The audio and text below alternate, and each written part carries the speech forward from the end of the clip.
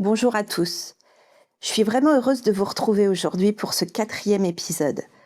Aujourd'hui, on va parler d'un sujet qui touche énormément de personnes, même celles qui n'osent pas toujours en parler autour d'elles. Les signes envoyés par les défunts et par les guides. Parce qu'après un départ, après un deuil, ou parfois simplement dans certaines périodes de notre vie, beaucoup de personnes vivent des expériences troublantes. Une sensation de présence, un rêve très réel, une heure miroir qui revient sans cesse, une plume posée là au bon moment, une chanson qui démarre précisément quand on pense à quelqu'un. Et souvent la question arrive, est-ce que c'est un signe ? Est-ce que c'est mon esprit qui me joue des tours ? Alors aujourd'hui, on va parler de tout ça ensemble, sans peur, sans obligation de croire, mais avec ouverture et bienveillance. Parce que selon moi, les signes sont avant tout une façon de créer un lien, un dialogue subtil entre le visible et l'invisible. Et vous allez voir qu'ils peuvent prendre énormément de formes. Les heures miroirs, c'est souvent le premier signe dont les gens me parlent. 11h11, 22h22, 10h10, ou parfois une heure qui revient encore et encore pendant plusieurs jours, plusieurs semaines. Alors bien sûr, notre cerveau remarque les répétitions, mais parfois, certaines synchronicités arrivent avec une intensité particulière. Vous pensez à un défunt, immédiatement, vous tombez sur une heure miroir. Vous traversez un doute et le même chiffre revient partout autour de vous. Pour beaucoup de personnes, les heures miroirs sont une façon pour les guides ou les défunts d'attirer doucement notre attention. Comme une petite tape sur l'épaule qui dit « on est là ». Et souvent, ce qui compte le plus, ce n'est pas le chiffre lui-même, c'est ce que vous ressentez au moment où vous l'avez vu. Les rêves. Les rêves sont probablement l'un des canaux les plus puissants, parce que pendant notre sommeil, le mental se calme, les peurs se mettent un peu en retrait. Nous devenons plus réceptifs. Certaines personnes rêvent d'un proche disparu et disent « c'était pas un rêve normal ». Et souvent, elles utilisent toutes les mêmes expressions. « C'était réel »,« je sentais sa présence »,« je me suis réveillée apaisée », il ou elle ne parlait presque pas, mais j'ai compris quelque chose. Les contacts en rêve sont souvent très simples. Parfois un sourire, une étreinte, un message rassurant ou simplement la sensation que la personne allait bien. Et ce qui différencie souvent ces rêves des autres, c'est l'émotion qu'ils laissent après le réveil, comme si quelque chose avait vraiment été vécu.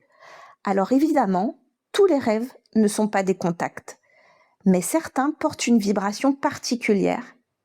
Et au fond de nous, on le sait. Les plumes. La fameuse plume trouvée par hasard. Une plume blanche sur un trottoir. Une plume dans un endroit improbable. Une plume qui apparaît justement après une pensée, une prière, un moment difficile. Encore une fois, ce n'est pas forcément l'objet lui-même qui compte. C'est la synchronicité, c'est le timing. Les guides et les défunts utilisent souvent des symboles simples, faciles à remarquer, et la plume représente souvent une présence douce, protectrice, rassurante. Les papillons, les oiseaux, les insectes. Beaucoup de personnes associent certains animaux aux visites spirituelles. Les papillons notamment, parce qu'ils symbolisent la transformation, le passage, l'âme. Certaines personnes voient toujours le même papillon revenir dans des moments précis. Les oiseaux aussi sont souvent associés au message spirituel. Un oiseau qui insiste à une fenêtre, un comportement inhabituel, une présence qui attire l'attention. Et encore une fois, il ne s'agit pas forcément de voir du surnaturel partout, mais parfois certains événements viennent toucher quelque chose de très profond en nous, à un moment inhabituel, dans un lieu inattendu. Tous les insectes sont concernés parce qu'ils sont faciles à déplacer. Les odeurs. Ça, c'est un signe extrêmement fréquent.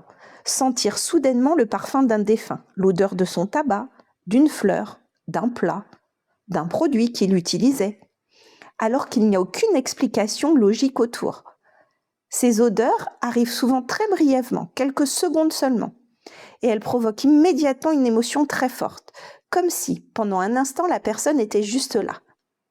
C'est peut-être qu'elle était là. L'électricité, les ondes, les lumières qui clignotent, une télévision qui s'allume, un objet qui tombe sans raison apparente, c'est probablement le type de signe qui impressionne le plus.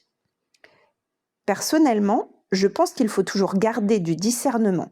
Tout n'est pas forcément paranormal, mais parfois, certains phénomènes arrivent avec une telle synchronicité qu'ils deviennent difficiles à ignorer. Encore une fois, ce qui compte, c'est l'ensemble, le contexte, le ressenti, le moment de vie. Dans ces ondes et cette électricité, je vais vous parler des chansons. Vous montez dans votre voiture et la chanson démarre. La chanson qui vous rappelle cette personne, ou celle qui répond exactement à ce que vous êtes en train de vivre. La musique touche directement l'émotionnel, alors il n'est pas rare que certains signes passent par là. Et parfois, une simple phrase entendue au bon moment peut devenir un immense réconfort et nous mettre sur le bon chemin. Et faire confiance à son ressenti. Je crois que c'est le point le plus important de cet épisode. Les signes ne sont pas là pour créer de la peur. Ils ne sont pas là pour nous rendre dépendants. Ils sont là pour nous rappeler une chose essentielle. Le lien ne s'arrête pas forcément avec le départ physique. Il faut aussi garder les pieds sur terre. Le discernement est important.